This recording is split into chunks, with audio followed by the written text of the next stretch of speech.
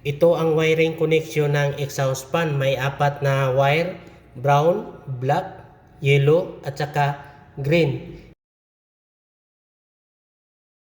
Yung green naman ay konektado sa kapasitor, yung yellow ay konektado sa switch at saka line 2 ng ating supply.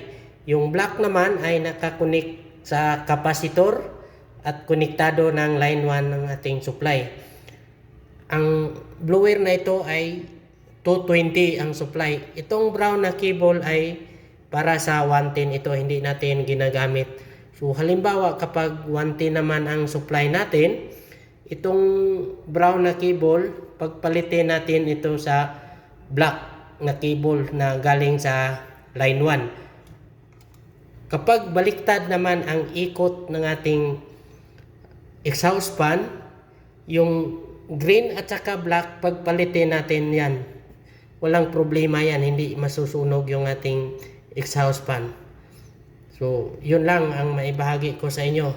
Kung may natutunan ka dito, paki-like and share at huwag nang kalimutan na i-follow nyo ako. Okay? Bye-bye mga kabisi mine.